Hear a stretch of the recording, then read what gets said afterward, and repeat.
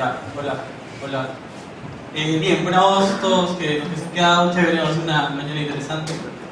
Este evento, en realidad, o sea, la gente simplemente con el ánimo de compartir viene acá, aparte de todo el trabajo que tenemos, hay que preparar la charla, bueno, esperemos que se pueda seguir dando. Y ya, entonces yo voy a hablarles un poco de desarrollo de exploits sobre plataforma Linux. Y vamos a jugar un poquito y bueno, últimamente estoy dedicando un poco bastante al training, a la capacitación. Y bueno, así que esto lo he hecho recontra didáctico, así, con ejemplos. Y vamos a, lo chévere de esto es que vamos a entender cómo funciona un poco el sistema operativo, cómo cuando levanta un proceso, cuál es la memoria asignada a un proceso. Y eso es lo chévere, el hacking es eso, ¿no? Entender tanto la tecnología que como conoces el flujo de un proceso, puedes modificarlo. El hacking es ser curioso, el hacking es entender la tecnología.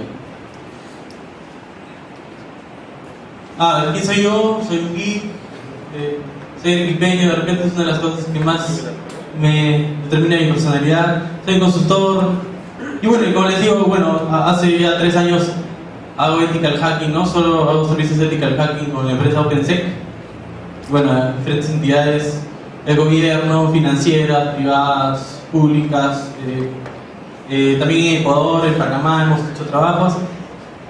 Y últimamente, ya hace más o menos 1 año y medio o 2, me estoy dedicando bastante a entrenamiento de ethical hacking, ¿no? Dicto cursos en Cibertech, ethical hacking, en BS Grupo, en la Universidad Inca Garcilaso de la Vega. Y también, bueno, como parte de OpenSec, a veces cuando hacemos un servicio necesitamos cursos, ya también hay historia. Entonces, justamente con esa premisa, esta charla está, creo yo, bien didáctica. Espero que la idea es que ahorita, después de esto, todos entendamos cómo funciona una vulnerabilidad de las que vamos a hablar. ¿Listo?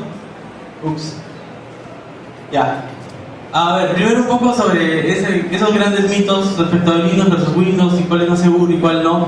Lo cierto es que en la práctica, es decir, lo que tenemos hasta ahorita, el 2011, respecto a los trabajos que yo he hecho, les puedo decir, compartir un poco mi experiencia, decir que no hay diferencia. Un Linux puede ser tan inseguro como un Windows, depende del administrador. Muchas veces le dejan todo abierto y, de hecho, el 70% de servidores que comprometemos son Linux.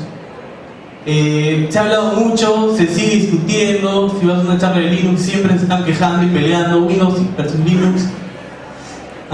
Respecto a desktop, definitivamente en Windows hay mucho más malware, pero uno de los principales argumentos es que, como el 90% de equipos en internet, 90% de equipos, instalaciones, son Windows, entonces, ¿qué van a hacer los atacantes? ¿No? Van a intentar apuntar a lo que hay más para que su retorno de inversión sea mayor, porque el malware es toda una industria, ¿no? Y acá lo importante cuando la gente desarrolla malware es ganar plata.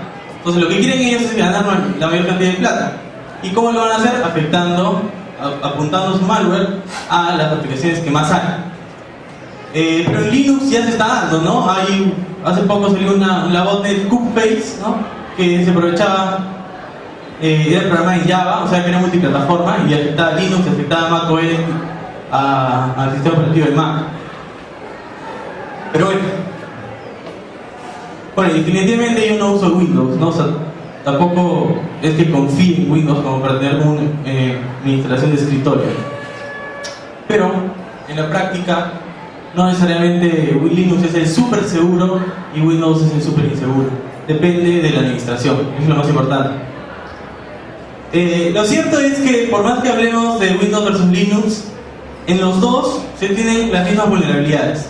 Y son las vulnerabilidades que son heredadas del lenguaje de programación en los que han sido escritos, que es C, ¿no? ANSI C.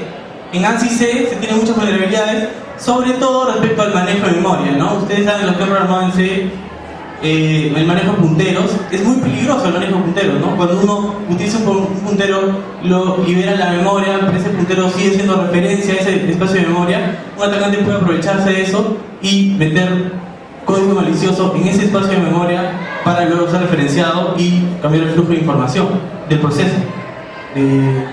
últimamente la mayoría de vulnerabilidades en Adobe Reader, en el Internet Explorer, se basan en eso, en la famosa vulnerabilidad Use After Free, ¿no? Bueno, estas son algunas de las listas de vulnerabilidades que afectan tanto como a Windows como a Linux.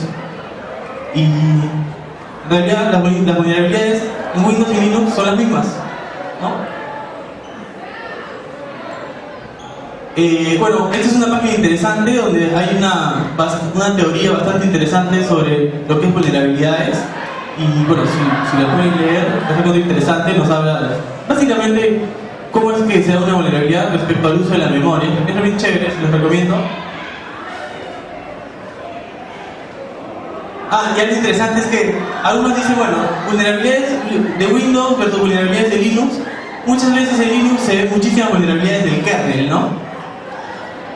De hecho, miren, por ejemplo, entro a la página ExploitDB, ¿no? Que es un portal web de equipo de Offensive Security, ¿no? Donde postean los últimos exploits y vulnerabilidades. He entrado hace 3 días y simplemente busqué kernel y vemos todas estas vulnerabilidades en menos de 2 semanas que afectan al kernel de Linux, ¿no? Pero ¿por qué se da esto? Porque como Linux es open source y cualquiera puede ver el código fuente del kernel, puede encontrar vulnerabilidades por ahí.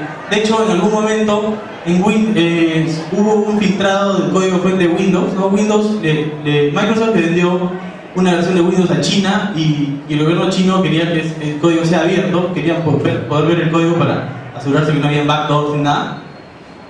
Y por algún error o algún atacante, ese código fuente de Windows fue filtrado al internet de Windows 2000.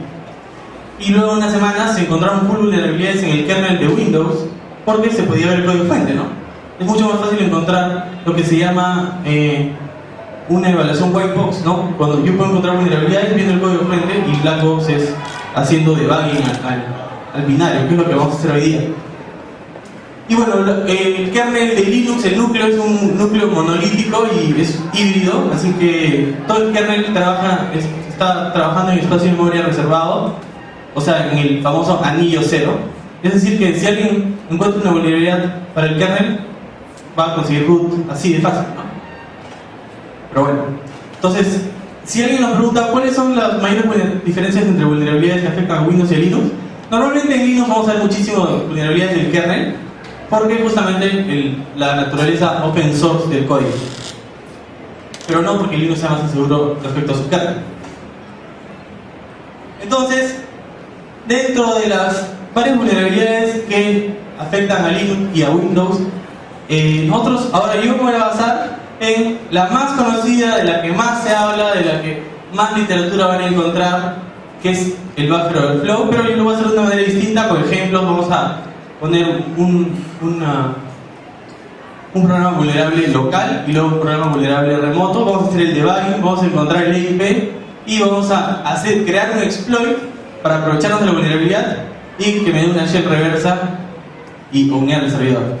Así que vamos a hablar, como les digo, esto va a ser bastante didáctico y mi idea es que entiendan un buffer overflow, cómo funciona, y que después de esto, los que quieran puedan probar. Todo lo que voy a hacer acá, todo el código fuente, todos los binarios, lo voy a subir luego en un megaupload, en uno de esos, para que lo bajen y lo prueben. La idea es que lo prueben, ¿no? O sea, no se queden solo viendo y aprendiendo con la vista, prueben, utilicen, jueguen. Bueno, un desbordamiento de buffer overflow, según la Wikipedia, es un error de software que se produce cuando se copia una cantidad de datos sobre un área que no es lo suficientemente grande para contenerlos, sobreescribiendo de esta manera otras zonas de memoria. Pero para hablar de buffer overflow, primero hay que entender qué es un buffer, ¿no? Ustedes que han programado en C, lo más cercano, lo que es un buffer en realidad nosotros lo conocemos como arrays, ¿no? Un array de ints, un array de chars, ¿no? Básicamente es un bloque de memoria contiguo, ¿no? Que guarda múltiples instancias de un mismo tipo de datos. Yo puedo crear un array de ints que me va a guardar datos int, y bueno, yo puedo declarar que tenga 10 posiciones, 20, ¿no? Entonces aquí el problema es que primero, de buffer overflow se ha hablado muchísimo. En el primer tutorial, digamos, recontra interesante que habla de buffer overflows, se dio en el 96, en la famosa revista Frac, ¿no? ¿Alguien ha leído la revista Frac? ¿Sí? Es una revista de hacking de las más importantes. Y bueno, en el 96, un hacker con su nick Anlep1, ella empezó a hablar sobre el buffer overflows. Tenía un artículo que se llama Smashing the Stack for Fun and Profit, que es recontra interesante, que es como que, digamos, el artículo de cabecera para el que quiere jugar con buffer overflows. Así que, si es que después de esto les interesa el tema, busquen este artículo, está ahí. Y algo interesante de los buffer overflows es que la primera vez que se vieron explotando vulnerabilidades fue en el famoso Morris Worm, un gusano en 1988, escrito por un estudiante del MIT que afectó muchísimas máquinas y se explotaba una vulnerabilidad en el servicio Finger de Unix a través de un buffer overflow, ¿no? Año 88. Año 2008, el gusano con Finger se aprovecha de un buffer overflow en la DLL NetAPI 32 del servicio SMB de Windows, ¿no? O sea, 20 años después, los buffer overflows siguen infectando, siguen siendo gran parte de la seguridad. De hecho, miren esto, ¿no? ExploitDB, lo mismo, la página de vulnerabilidades. Simplemente veo la primera lista de exploits. ¿Cuántos de ellos son buffer overflows? Más o menos el 95%. Buffer overflow, buffer overflow, buffer overflow, buffer overflow, buffer overflow. La mayoría de vulnerabilidades que conocemos ahora son de buffer overflow, ¿ya? Entonces es interesante entender esta vulnerabilidad, pero a fondo, que es lo que vamos a hacer ahora. Entonces, con esto quería llegar a que los buffer overflows, si bien ya tenemos más de 20 años hablando de eso, las vulnerabilidades más importantes siguen siendo buffer overflows.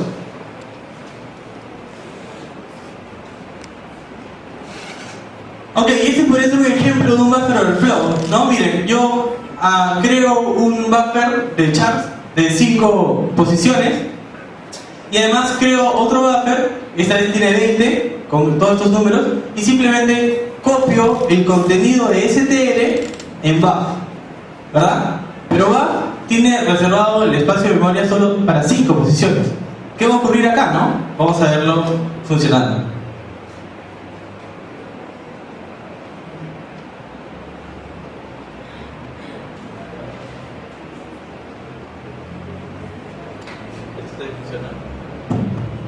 Hola, hola.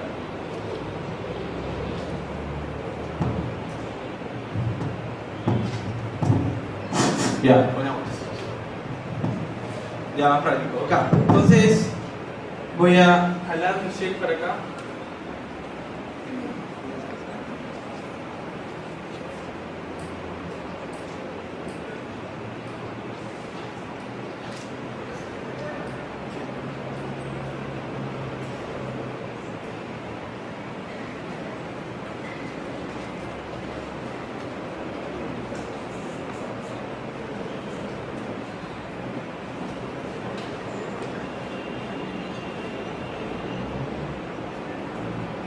Ok, listo, miren, yo tengo un pequeño archivito que es buffer.c.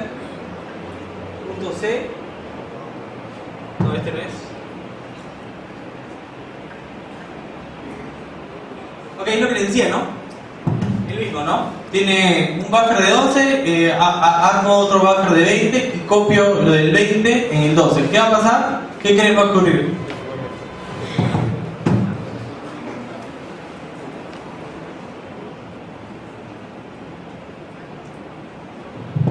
Segmentation fault, ¿no? Se crea un error, ¿no? ¿Qué es lo que ocurre? Que ese buffer está sobreescribiendo espacios de memoria importantes y el procesador no sabe cuál es la siguiente instrucción que ejecutar, así que te tira segmentation fault, no sé dónde ir, ¿no? Entonces, esta es la primera visión que podríamos tener de lo que es un buffer overflow, pero lo vamos a ver un poquito más a detalle.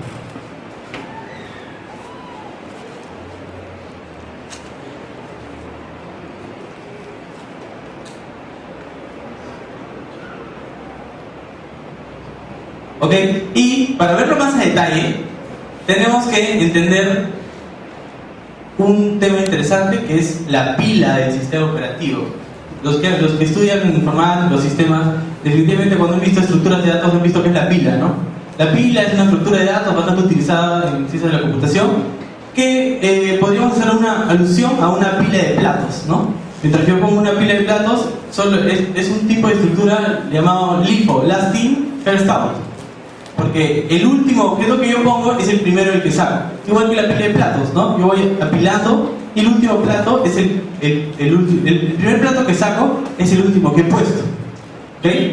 Y bueno, entonces las funciones de la pila son dos. Push, las más importantes, push y pop. El push mete un nuevo ítem a la pila y el pop saca un ítem, el último ítem de la pila. El sistema operativo, cuando un proceso es levantado, cuando un binario se ejecuta, el sistema operativo reserva un espacio de memoria para este proceso, ¿ya? Y bueno, como ustedes saben, un proceso tiene tres espacios de memoria, ¿no? El segmento de texto, que es donde está el código fuente, el segmento de data, donde está la data inicializada y no inicializada, y además la pila, ¿ok? Y es esta estructura de datos que hemos hablado. Algo interesante es que la pila, para hacernos la vida más complicada, la pila crece hacia direcciones de memoria más chicas, ¿okay? Eso es en arquitecturas Intel, ¿no? En arquitecturas Motorola, por ejemplo, el procesador de Motorola y en algunos otros, la pila crece hacia direcciones de memoria más altas. Pero bueno, esos son detalles que no importan mucho. Ok, entonces, ¿para qué sirve la pila? Ustedes dirán. Lo cierto es que cuando empezaron a surgir los lenguajes de programación de alto nivel, ¿no? O sea, C, ¿no? Se empezó a visualizar un nuevo paradigma, que son las funciones, ¿no? Cuando ustedes programan algo, siempre utilizan funciones, ¿no? Siempre estamos utilizando funciones, ¿ok? Nosotros, cuando programamos en un lenguaje de programación de alto nivel, no interactuamos con la pila nunca, pero para los que han programado en Assembler, se dan cuenta que ustedes siempre utilizan la pila. Las mayores funciones de la pila son estas. La pila ayuda al sistema operativo a mantener una visión sobre las rutinas que se están ejecutando, o sea, las funciones. ¿Por qué? ¿Qué es lo que ocurre? Cuando ustedes entran a una función, el flujo del programa está cambiando, ¿no? Se está ejecutando otra parte de... O sea, estás ejecutando instrucciones que están en otra dirección de memoria. Cuando una función termina, yo tengo que regresar a justo después de que llamé a esa función, ¿verdad? Entonces la pila fue implementada para eso, para poder mantener una visión de en qué rutina y en qué subrutina estoy ejecutando. Esto lo vamos a ver más claro lo más importante de la pila es almacenar la dirección de retorno, que vamos a ver, y almacenar variables locales, parámetros. Cuando pasamos parámetros a una función, se guardan en la pila. Tener conocimiento del contexto de las subrutinas, ¿no? ¿En qué subrutina estoy ejecutando en este momento? Y el retorno de valores. Entonces, esto es algo así, miren. Tengo un simple programita que ya tiene un int a, int b, llamo una función sumar y acá está sumar. ¿Qué es lo que ocurre? Esto, cuando nosotros lo compilamos, el compilador lo pasa a código máquina o a assembler, ¿no? Y bueno, además le da algunas optimizaciones, algunas cosas de seguridad. Pero lo más importante es lo siguiente. Esto en assembler, llamar a esta función en assembler sería algo así. Hago un push, o sea, meto a la pila un parámetro, meto a la pila el segundo parámetro y luego llamo a la función call, ¿no? Pero lo interesante es que el procesador tiene que tener una manera de saber a dónde regresar, ¿no? Porque cuando yo hago call, yo empiezo a ejecutar esto. Pero cuando termine de ejecutar esto, de alguna manera yo tengo que regresar acá, ¿no? Entonces lo que ocurre es, en la instrucción call, en assembler, lo que hace es, llama a la ejecución de la función, pero además hace otro push. Hace otro push a la pila, o sea, le pondría otro dato a la pila, que es el red. ¿Y qué es el red? La dirección de memoria que debe ser ejecutada después de que termine la función de su ejecución. ¿Sí? ¿Me explico? Entonces, este programita pasaba a assembler. Cuando una función es llamada, siempre se pushean a la pila las variables, los parámetros, se llama la función y además se pushea en la pila la dirección de memoria de retorno. ¿Ok? Entonces, esto podríamos verlo así, miren.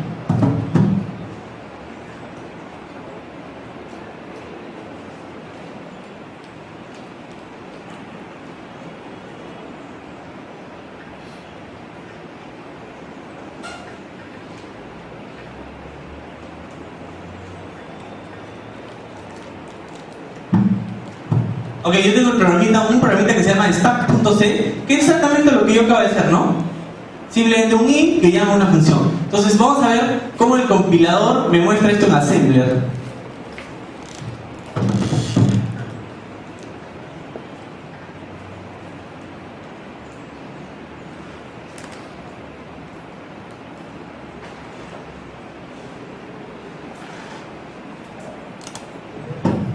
Ok, entonces si yo desensamblo la función main, vemos que, bueno, primero las tres primeras instrucciones es el llamado epílogo de una función, ¿ya? Cuando una función entra, tiene que ejecutar unas rutinas llamadas el epílogo y luego el prólogo, pero en este caso no vamos a ver esos temas porque es simplemente para dejar la pila como estaba antes una vez que termine tu ejecución. Así que esto no nos importa. Lo que nos importa es esto, miren. Bueno, algo importante es que el procesador tiene dos punteros, el ESP y el EBP. El ESP es un puntero que apunta al último espacio. Bueno, el ESP es el puntero que apunta el último ítem de la pila, ¿ya? O sea, lo último que está pusheado. Y el EBP es el puntero que apunta al pointer, al base pointer, ¿no? La base de la pila. Ok. Entonces, lo que hace acá, empieza acá, ¿no? Lo que hace es subtraer un número determinado de bytes, o sea, estoy creando el espacio a la pila y luego muevo el x14, el 0x14 y el 0xa. Cuando pasen esto a decimal, esto es en hexadecimal, ¿no? El 0x14 es el 20 y el 0xa es el 10.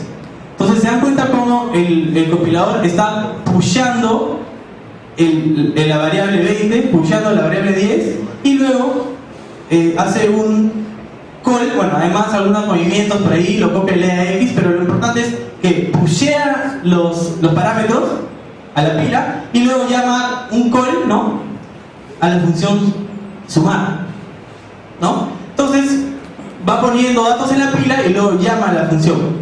Y al final, bueno, y si desensamblamos la función sumar,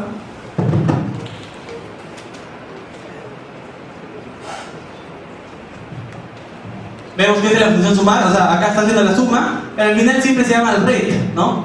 Lo que hace esta instrucción ret en assembler es, hace un pop de esa dirección de memoria que está guardada para retornar ahí y la pone en el registro EIP del sistema operativo, que es lo que del procesador. Entonces, esto lo vamos a ver mejor acá.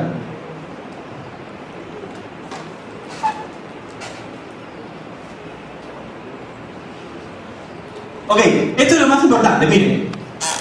Ya fuera de la parte de assembler y eso, mira, así es como se ve la pila. Tenemos una pila que está, hay una función dibujar cuadrado que llama a otra función dibujar línea. Entonces empezamos acá, ¿no? Estamos en la función dibujar cuadrado, va a llamar a una dibujar línea. ¿Qué es lo primero que se pushea? Los parámetros. Se hace el call. Una vez que se hace el call, ¿qué se pushea? La dirección de retorno. Y además se pushea las variables locales de draw line, ¿no? Es decir, si vemos esto en código fuente,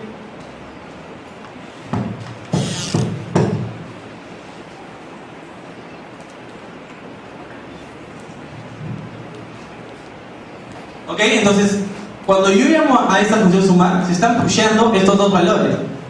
Luego se pushea, se hace un push a la dirección de retorno y además se pushean variables locales, que vendrían a ser estas, ¿no? Estas son las variables locales. ¿Por qué? Porque en medio de la rutina ustedes podrían modificar estas variables que van a estar distintas a estas. Entonces por eso también se pushean las variables locales. Bueno, ok, entonces ya estamos avanzando, entendiendo cómo funciona el sistema operativo cuando lanza procesos y cómo funciona la pila. Ok, y algunos datos interesantes. El registro del CPU. Los registros del CPU es como una variable, a efectos prácticos una variable. Cada registro es un lugar donde el CPU donde se guarda un valor, ¿no? Un registro normalmente guarda punteros de direcciones de memoria, es posible. Las arquitecturas con las que nosotros trabajamos por defecto son las basadas en el Intel 8086, ¿no? Los famosos x86, los procesadores Intel, que tienen 8 registros de 32 bits, ¿verdad? Bueno, son EAX, EDX, bueno, y más interesante tenemos acá. Estos son los registros de propósito general. Normalmente acá se guardan variables, acá se guardan para hacer operaciones aritméticas, ¿ya? Pero los más las direcciones de memoria más interesantes son estas de acá, estas tres. El EIP es el llamado Enhanced Instruction Pointer. Es el puntero, es el registro que tiene como valor la dirección de memoria que el procesador va a ejecutar en el siguiente paso. Es decir, en el EIP está la dirección de memoria que el procesador va a ejecutar, ¿ya? Y bueno, el ESP y el EEP son los punteros de la pila. Entonces, esto se da recontra interesante acá. Ahora sí, acá sí van los que se han perdido un poquito con esta explicación mía, de repente un poco mala, lo van a entender esto bien acá. Miren, ya sabemos ahora que cuando se llama una función se pushean las variables, ¿no? Y las variables de parámetros y las variables locales. Miren este caso, tenemos una pila y tenemos dos variables, una de 12, un var, y justamente acá está el retorno de la dirección de retorno, ¿no? Pusheada en la pila. Esta es la pila, esta es la parte más alta de la pila y el base pointer acá. Entonces, vamos a hacer, digamos que en una función copiamos a este char de 12, copiamos el string hello. Acá todo bien, ¿no? Se copió, hay espacio de memoria, hello solo tiene 5 chars, o sea que sobran 7, no hay problema, todo pasó bien, el programa se ejecuta, chévere. Pero, ¿qué ocurre si de pronto alguien, en vez de copiar solo 12, copiamos más de 20 bytes? ¿Qué ocurre? Como las variables crecen a direcciones de memoria más altas, lo que ocurre es se llena el espacio asignado a la variable C y luego se empieza a sobreescribir otros espacios de memoria, que es por ejemplo la variable str, el frame pointer pushado y además la dirección de retorno. ¿Se dan cuenta? Entonces, el buffer overflow consiste en sobreescribir la dirección de retorno de una función. Entonces, ¿qué tal si en esta dirección de retorno yo pongo una dirección donde yo sé que hay un código malicioso? ¿Qué es lo que va a ocurrir? El flujo del proceso va a cambiar y se va a ejecutar un código malicioso inyectado por mí, ¿verdad? ¿Sí? ¿Alguna duda respecto a esto? O sea, básicamente es sobreescribir otros espacios de memoria hasta que llego a sobreescribir la dirección de retorno.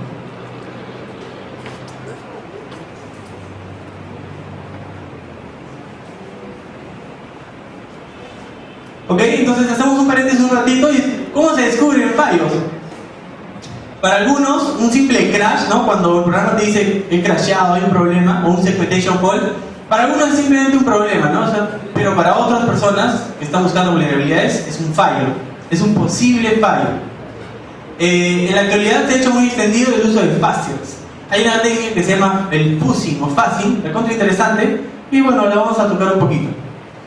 Bueno, y también se pueden descubrir fallas haciendo la revisión de código fuente, ¿no? Que es la white box, que es la más fehaciente, ¿no? La más confiable.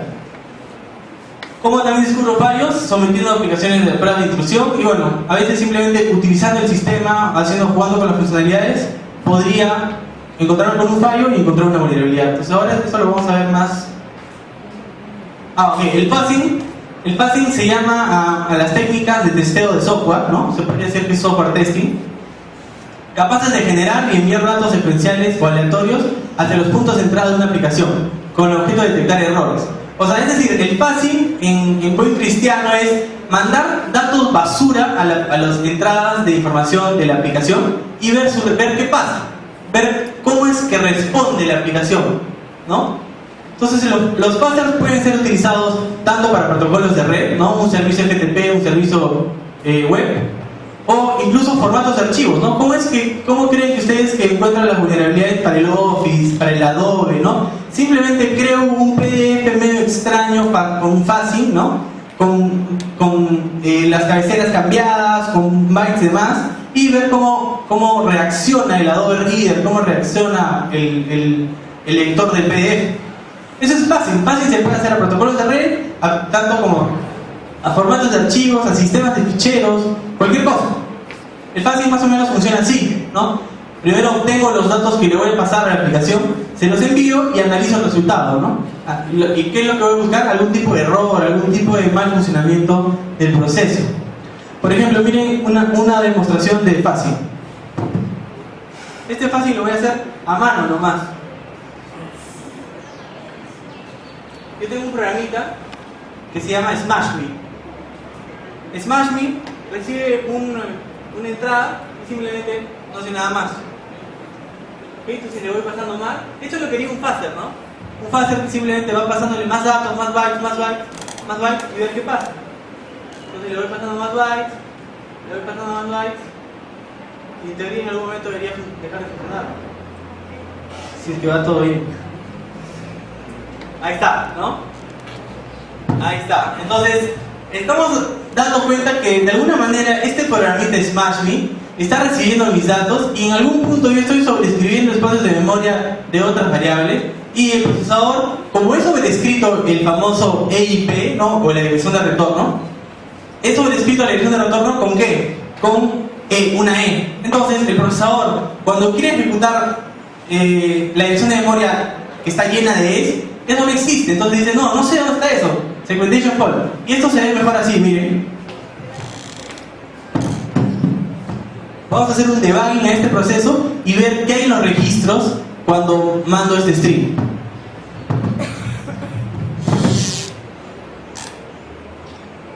Bueno, utilizo GDB, ¿no? El GDB se te va a ver por defecto en Linux. Y bueno.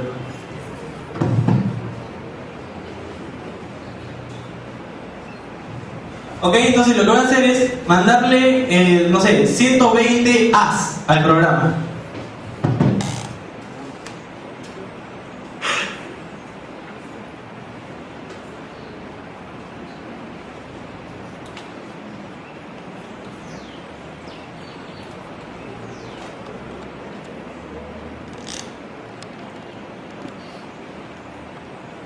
¿Okay? Yo me estoy usando un poquito de Perl, ¿no? Para crear una cadena de 120 As, ¿no? Entonces le mando 120 As y me dice el programa normal, salió normal. Ok, vamos a avanzar un poquito. Esto lo voy a hacer un poco más grande para que se vea. Ahí está. Entonces ahora ya no le voy a pasar 120, le voy a pasar 130, a ver qué pasa. Ajá, algún error ahí, ¿no? Le voy a pasar 133. Más errores, y miren, si le paso 137, he sobrescrito la dirección de retorno con el valor hexadecimal 41. ¿Y cuál es el valor, su valor en ASCII de 41? La A. Y con eso lo puedo comprobar así, miren, si veo los registros, efectivamente el registro del procesador EIP, que es el registro, acuérdense, que apunta a la siguiente dirección de memoria a ejecutar, ha sido sobrescrito con 41, 41, 41, que son básicamente 4 As, ¿no? Porque el procesador toma los datos en hexadecimal. ¿Okay? Entonces, ¿qué tal si yo acá le pongo otra dirección de memoria, ¿no? Que apunte a una dirección de memoria que contenga un código malicioso? ¿Podría hackear esta aplicación SmashMe? Sí. Y lo vamos a hacer.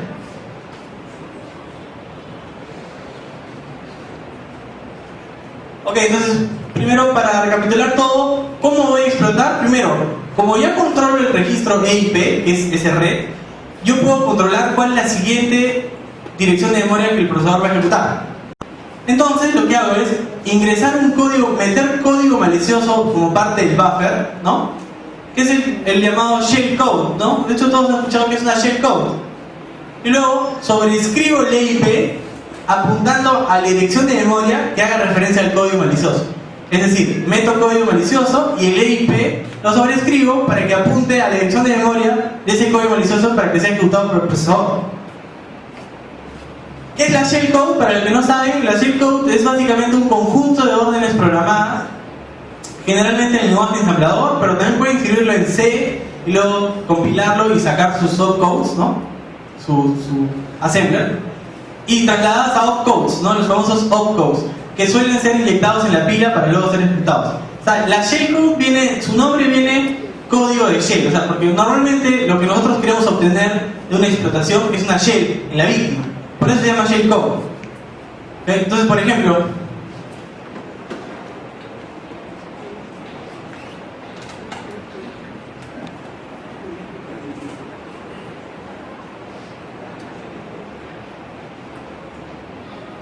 yo tengo un programito que se llama shellcode.c.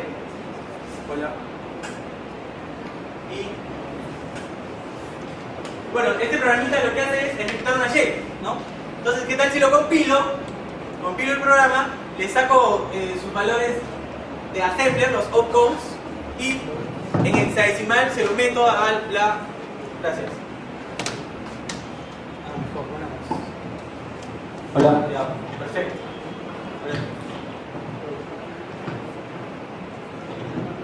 Bueno, entonces, básicamente ¿Aló? Ya.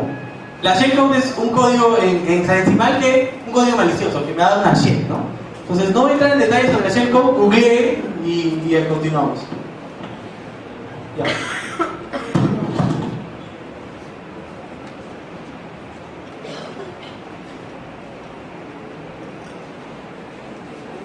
Ok, entonces, primero, para que ustedes puedan jugar, para que a ustedes les funcionen todas estas pruebas que vamos a hacer, tienen que, bueno, a partir del, si están utilizando Linux con un kernel mayor al 2.612, a partir de ese kernel hay un mecanismo de seguridad, el llamado ASLR, ¿no? El Address Random. Bueno, es una manera para randomizar los espacios de memoria, de manera que en una máquina un espacio de memoria sea distinto en otra. Es decir, cuando yo creo un exploit con una dirección de memoria hardcodeada, no va a funcionar en otra máquina, ¿no? Es un mecanismo de seguridad implementado por el kernel de Linux. Entonces, si quieren jugar, tenemos que desactivar ese kernel, esa funcionalidad. Con esto lo desactivan. Y otra cosa es que los compiladores también, cuando compilan el código, cuando lo pasan a lenguaje máquina, también le dan algo de seguridad, ¿ya? Ellos implementan los llamados canaries o canarios, se les podría decir, un mecanismo de seguridad contra buffer overflow. Así que, si es que quieren crear un programa vulnerable que pueda ser explotado, tienen que ejecutar GCC con esos parámetros para que puedan jugar. Ok, entonces ahora sí, lo que yo voy a hacer es intentar jugar con el programita este SmashMe y vamos a intentar crear un exploit para él. Y esto va a ser así. Ok. Entonces estoy debugueando SmashMe y se acuerdan que a partir del byte 133 yo podía modificar el red, ¿no? La dirección de retorno. 133 adelante. Entonces vamos a jugar con eso.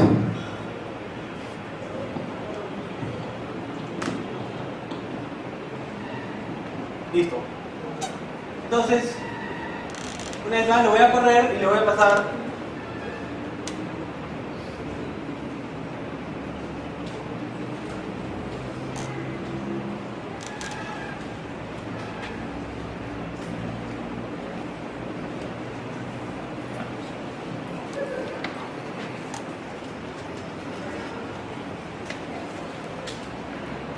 efectivamente, ¿no? Hemos sobrescrito con las 4 A's.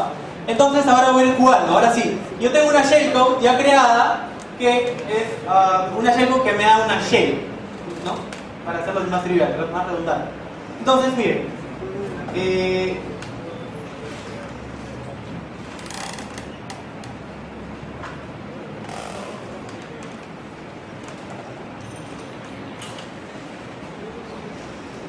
entonces vamos a probar primero con SmashMe y vemos que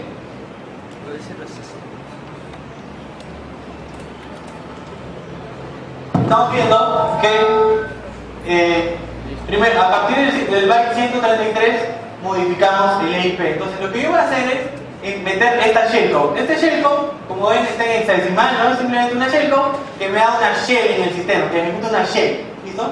Entonces, como esta shellcode pesa 21 bytes, ¿qué es lo que va a hacer? Una simple resta, ¿no? 133 menos 21, 112. Entonces yo puedo poner 112 caracteres, pongo la shellcode y luego pongo el EIP. Modifico el EIP. Pero, ¿qué voy a poner antes de la shellcode, no? ¿Qué instrucciones de memoria pongo? Mejor dicho, ¿qué variables voy a poner? Voy a poner algo simple que es un no. ¿Alguien sabe lo que es un no? En assembler no hace nada, ¿no? Un no es una instrucción que literalmente no hace nada, no modifica variables, no cambia la pila, no hace nada. y está identificado con el NOP 0x90. Entonces, ¿qué voy a hacer? Voy a meter 112 NOPs, voy a meter la shellcode y voy a meter el EIP. ¿Y a dónde tiene que apuntar el EIP? A algún lado de esos NOPs, ¿no? Y como voy a agarrar un NOP, ¿qué va a hacer? Nada, hasta que encuentre el shellcode. O sea, lo que estoy haciendo es básicamente como que dejarle un caminito al procesador para que ejecute mi shellcode, ¿no? Le pongo varios NOPs para dejarle un caminito, si cae acá, si cae en el 90º hop, ¿no? Empieza el 91 hasta el 112 y luego ejecuta mi shellcode, ¿no? Entonces vamos a hacer eso.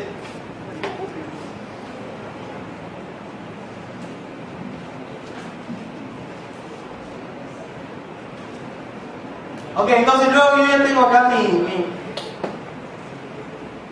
shellcode ya lista, así que simplemente para temas para no perder tiempo voy a copiarlo nada más, ¿ya? Entonces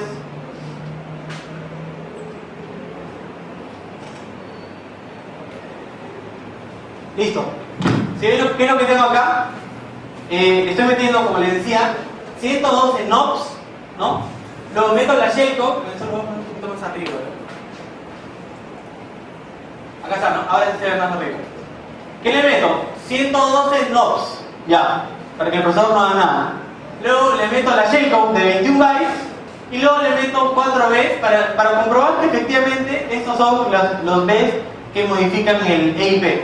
Entonces lo pruebo, lo corro y si todo va bien, debería salir que... Ups, eso no debería salir.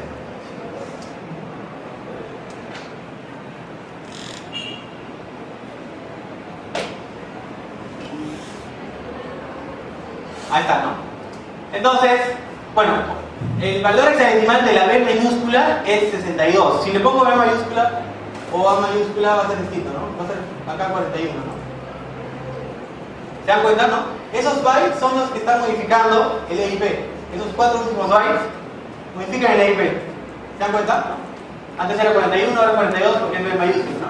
Ok, entonces yo tengo que determinar a qué dirección de memoria tengo que regresar. Y para eso voy a analizar la pila, para ver qué hay en la pila. Analizo la pila.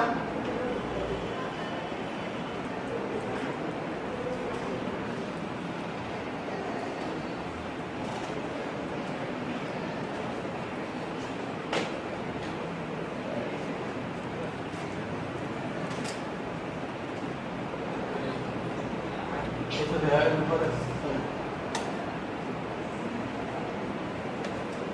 Ok, si analizo la pila, ¿no? Esta es la pila, este es el espacio de memoria donde apunta la pila. Si voy viendo 600 bytes después de la pila, veo que en algún lado, acá, ¿no? ¿Se dan cuenta? Empezaron a aparecer mis NOPs, ¿no? Acá están los NOPs. NOP. Y después del NOP, ¿qué viene? La shellcode. Acá está la shellcode. A partir de acá, 6A, 0B, 58. Acá está la shellcode. Y luego de la shellcode que viene, el EIP, ¿no? Entonces estamos viendo todo lo que estamos poniendo dentro de la pila del sistema operativo. Entonces lo que yo tengo que hacer es modificar esto y que apunte a algún lado acá, a una de estas direcciones de memoria. En la práctica, como ustedes prueben, si es que ponen el EIP para que apunte al primer 90, siempre da error. Hay cosas, en verdad, eso no tiene mucho sentido, pero me da error. Entonces lo que voy a hacer es apuntarle más o menos a un espacio medio. ¿Qué tal? A esta dirección de memoria, ¿ya? Entonces, si es que todo trabaja bien, lo que vamos a hacer es sobreescribir el EIP con esta dirección de memoria. Entonces el procesador va a apuntar a esta dirección de memoria y va a ejecutar. Como acá no hay nada, ejecuta no hasta que encuentra la shellcode, ejecuta la shellcode y me da una shell. Eso debería funcionar, ¿no? Entonces ahora vamos a ver si todo esto es verdad. Entonces acuérdense que la dirección de memoria a la que le voy a sobreescribir el EIP va a ser con esta.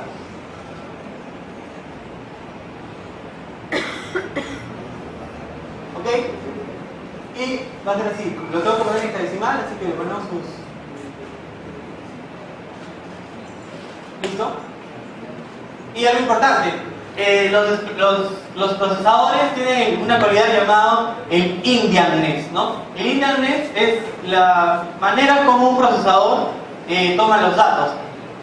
Los procesadores Intel toman los datos al revés, le llamamos Little India, o sea, toman el byte por el bit menos significativo. Entonces, lo que nosotros tenemos que poner en la dirección de memoria, no así B, F, F, sino al revés, F0, F5, FF, BF, por la naturaleza de Little India de los procesadores Intel.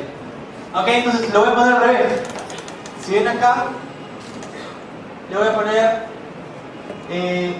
lo último primero. Entonces, F0, ¿no? Y viene luego F5, y viene luego BFF y BF. Entonces, supuestamente ahí ya tengo mi exploit creado, ¿ah? Ups. Ahí está, ¿no? Entonces, supuestamente ahí está mi exploit creado. Si todo bien, esto debería funcionar. Entonces, vamos a ver. El igual no lo voy a probar acá. Ah, ya, algo interesante. Ahorita, ¿qué usuario soy? MVLASP. Si vemos el programa SmashMe, el SmashMe, ¿de quién es hoy SmashMe? Root, y tiene el famoso setuid, el bit setuid activo. Lo que pasa es que lo que ocurre es que cuando yo ejecute este binario se va a ejecutar con privilegios de root, por el famoso setuid. ¿No es cierto? Entonces, si logro explotar esta vulnerabilidad, ¿en qué me voy a convertir? En root. Entonces, ahí viene.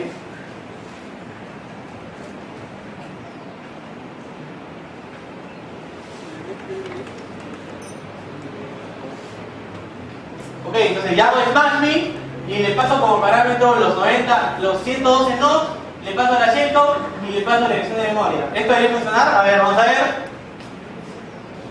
¿Qué soy?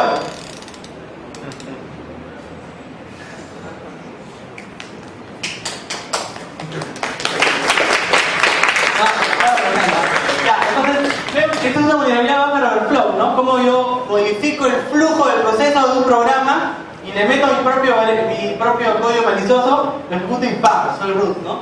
Ahora vamos a hacer algo más interesante. Vamos a hacer lo mismo, pero con un programa en red, o sea, un puerto abierto. Ah, y me olvidaba de esto, el programa de SmashMe está out. Ya, entonces ahora vamos a hacer lo mismo con una vulnerabilidad remota, con un programista que abre un puerto del sistema, abre un puerto 7500. Más rápido. Ya, al toque. Eso lo vamos a hacer más rápido entonces.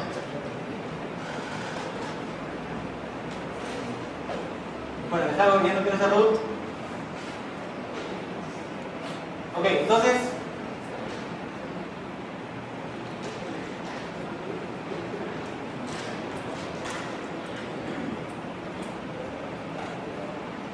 ya, yo voy a ejecutar el programita bull.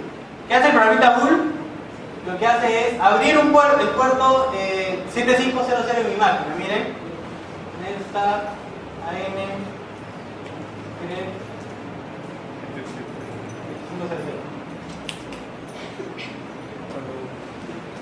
¿No? Efectivamente mi máquina está con el puerto 7500 abierto. Ahí está el programa bull escuchando. Entonces lo voy a debuguear. Le voy a hacer un debugging para ver en dónde es que puedo sobreescribir el EIP, ¿no? Sobreescribir la dirección de retorno, ahora que hemos entendido cómo funciona un background overflow.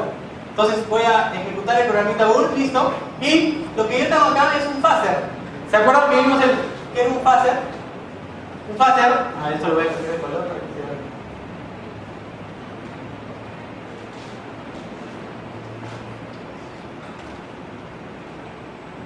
Ya.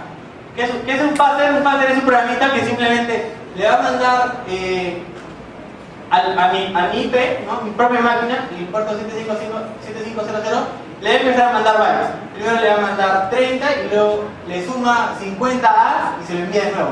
Es un phaser, ¿no?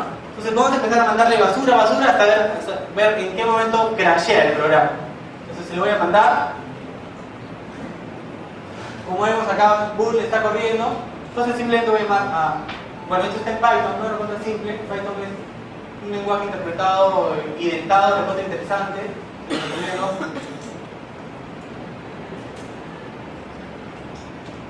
Ok, entonces, mi programita lo que está mandando, lo que he hecho es enviar 40 bytes, enviar 90 bytes, 140, hasta un momento que crasheó. Vamos a ver qué ha pasado en el otro lado. Efectivamente, ¿no? Segmentation fault. Ajá, ya por ahí va la vulnerabilidad. Entonces, ahora me voy a basar en una herramienta, de una pequeña programita de Metasploit que se llama Pattern. Bueno, como ustedes han visto con Andrés, Metasploit es una herramienta bastante interesante, pero Metasploit también me da unas herramientas para crear exploits.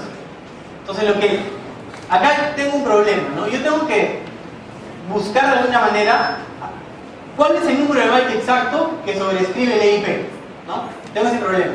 ¿Cómo lo saco? Metasploit tiene un programita que lo que hace es crear una cadena de caracteres que no se repiten.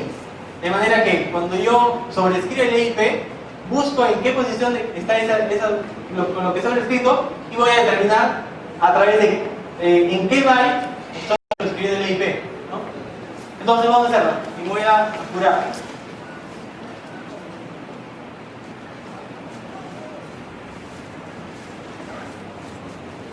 Ok, entonces listo. Yo llamo a la herramienta OPT Metasploit MSP3 Tool el pattern create. Esa es la herramienta que crea un patrón de caracteres que no se repiten. Lo creo y me da un string de 280 bytes, ¿no? Ok, entonces lo que voy a hacer es poner eso en mi exploit, mandárselo a bool y ver en qué posición está. Entonces, una vez más, ejecuto bool. Y yo tengo un programita creado para hacerlo más fácil, que es try. ¿Qué es lo que hace? Lo único que hace es tomar este buffer que me ha dado Metasploit y se lo envía. Se lo envía para ver en qué momento sobrescribo el EIP. Entonces se lo voy a mandar. Pero eso primero tengo que ponerlo en debug, ¿no? Para saber exactamente dónde se está. Run, ahora sí, le mato el try. Ups. Se lo mandó. Ok. ¿Con qué estoy sobrescribiendo? Con esto. Entonces Metasploit tiene otra herramienta que me ayuda yo le paso esto como parámetro y me dice en qué byte, justamente en qué byte estoy sobrescribiendo el EIP. Entonces voy a utilizar la herramienta que se llama Pattern Offset. Y si se dan cuenta acá, lo que hago es pasarle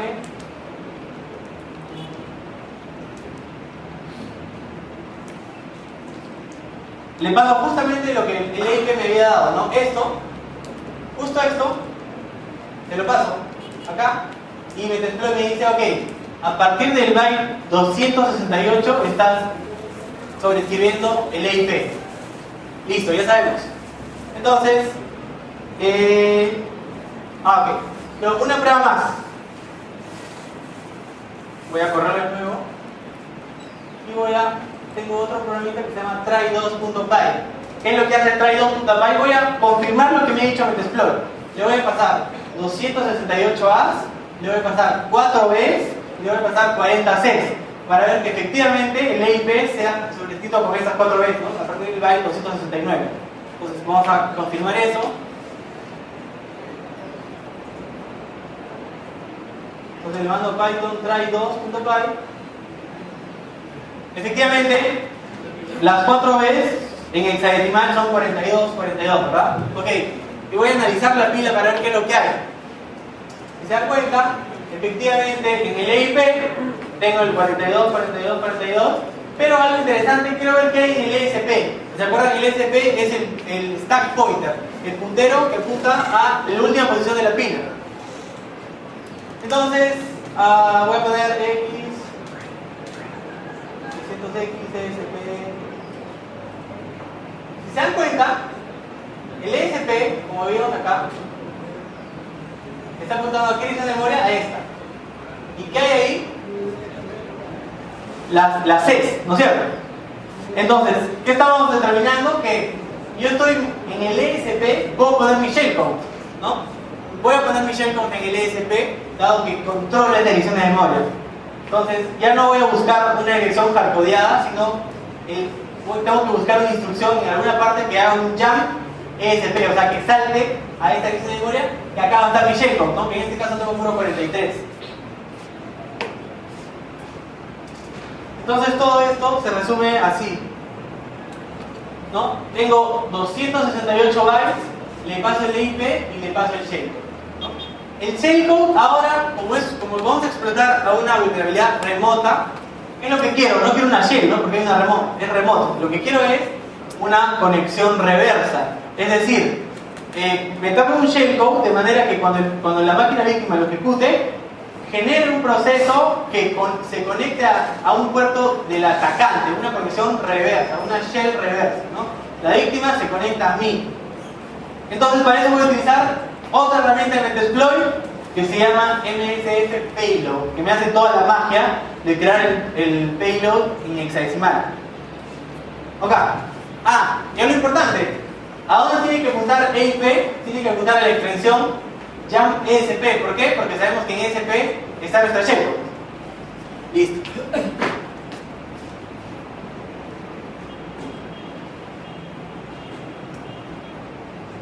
Ok, entonces vamos a crear Bueno, ahí está la herramienta. La herramienta MSF Payload está en OpenTF, Metasploit, MSF Payload. Si le pongo MSF Payload -H, van a ver que me muestra todos los payloads que Metasploit tiene, o sea, todos los shellcodes, por así decirlo, ¿no? Entonces, lo que yo le voy a decir es, ¿sabes qué? Quiero que me des una shellcode. Quiero que me des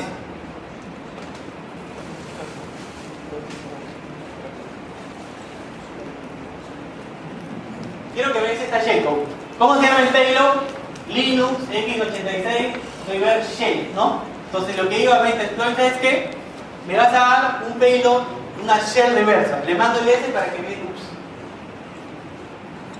Le mando el parámetro S para que me diga una descripción de este payload. Me dice, ¿sabes qué?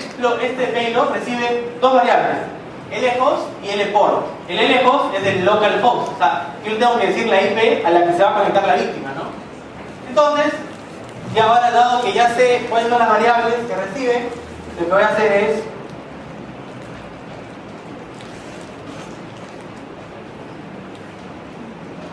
crear una shellcode y le voy a pasar el parámetro 192.168.56.1. ¿Por qué es IP? Porque yo tengo ese IP ahorita a través de mi VirtualBox.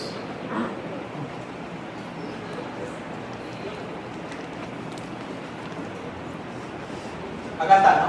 Tengo ICP. En una interfaz de VirtualBox tengo ICP, la 56.1. Entonces, estoy creando un shellcode que, una vez ejecutado por la víctima, se va a conectar al puerto 4444 de la IP 192.168.56.1, que soy yo. Ok, entonces, si todo está bien, esto debería funcionar. Algo importante, el jump ESP, ¿no? Tengo que definir con qué voy a sobreescribir el EIP. Pero en este caso, este binario me hace la vida más fácil porque si veo su código, él tiene justo en su función una instrucción en assembler que se llama jump ESP, o sea que salta a ESP. Entonces, no tengo que adivinarlo, no tengo que buscarlo, ya me lo da y está en esta dirección. Si se acuerdan, como es libre y libre, le tengo que pasar al revés. Listo, entonces yo ya tengo mi exploit creado, está listo.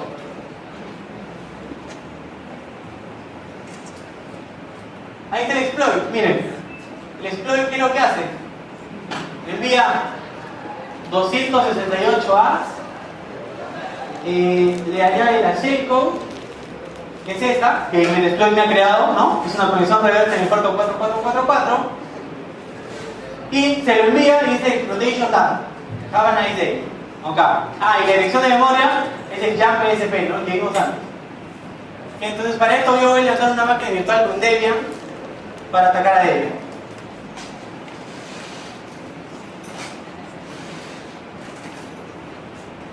Acá está Debian.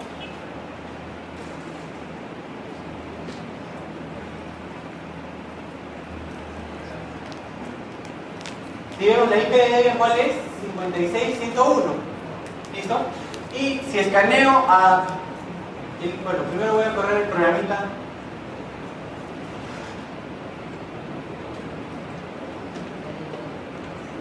Voy a correr el programa vulnerable, ¿no? En el servidor Debian. Y si escaneo los puertos de este tipo de Debian, veo que efectivamente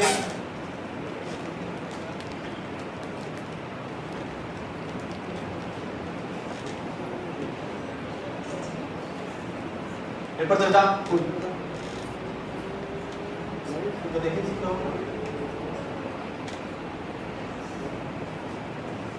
Debería estar abierto.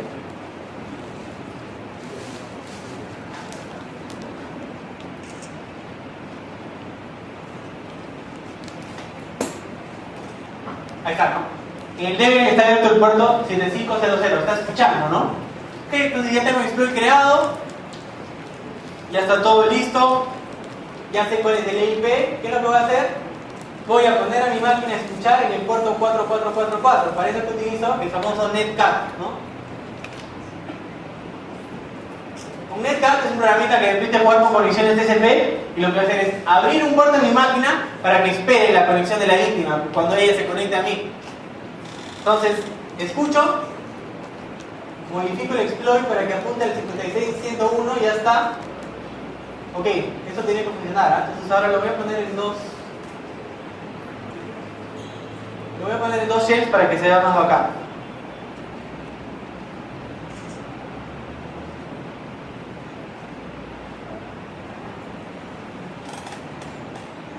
Ok, en mi máquina dejo abierto el puerto.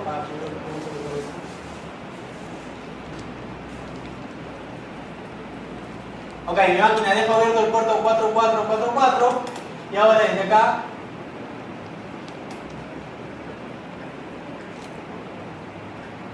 voy a lanzar el exploit. Si todo va bien, acá yo debería recibir una conexión de la máquina. A ver, vamos a ver. Ajá, recibí una conexión. Vamos a ver, ¿qué soy acá? ¿En dónde estoy? En el 101 y el DB que es IP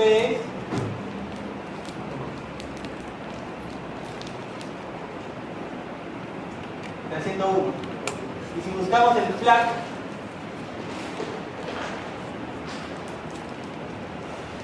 ¿en dónde estoy? Vamos a root, encontramos un archivito secreto. ¿Qué hay en ese archivito? Tuxaware.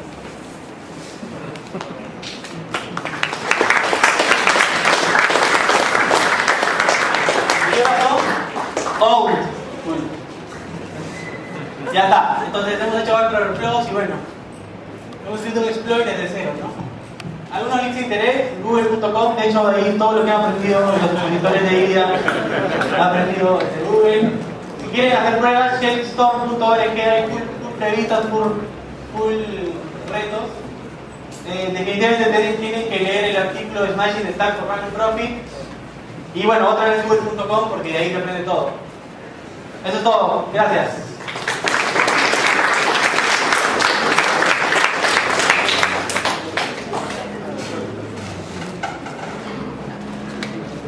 ¿Tienen alguna pregunta o algo?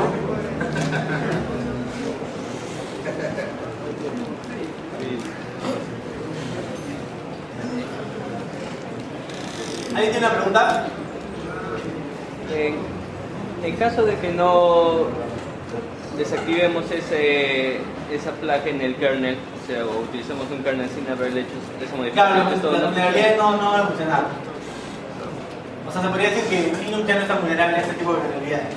a ese ataque. A los background flows. Ya. Sí. ¿Alguna otra duda? Sí. Yo puedo ofrecer protección extra a mi servidor haciendo un bloqueo de ciertos outflows. A ver, Gil, pues. O sea, si yo puedo proteger un servidor haciendo o sea, como que detectando que se está mandando ciertos outflows. Bueno, podrías hacer algo así con de repente un S-trace, ¿no? Que en Linux el S-trace es para seguir el proceso el flujo de ejecución de un proceso. Pero no he visto que lo hagan así, ¿eh? O sea, evidentemente hay otras medidas de protección más simples, ¿no? O sea, buscar qué opcode está ejecutando tu procesador en cada momento lo veo un poco ineficiente, ¿no? O sea, el kernel de Linux ya, bueno, Windows ha implementado el famoso DEP, ¿no? Data Execution Prevention, ¿no? Para que no puedas ejecutar código que esté en la pila. Pero lamentablemente muchas aplicaciones de Windows no utilizan DEP. En Windows está el ACLR, que a partir de en Windows también ahí está el ACLR, que es el randomization de la espacio de memoria, ¿no? Hace un random en el espacio de memoria para que no siempre las direcciones de memoria sean las mismas. O sea que no funcionaría. El GCC, el compilador de Linux, el compilador de GNU, también cuando pasa a código máquina el código, le pone algunas medidas de protección. Por eso he tenido que jugar con el GCC con esos parámetros, ¿no? Para que no le ponga la protección. Si no, no va a funcionar, te va a salir un error. O sea, el GCC se da cuenta que hay un posible ataque y te lo para y te muestra, y Data Execution Prevent, te dice.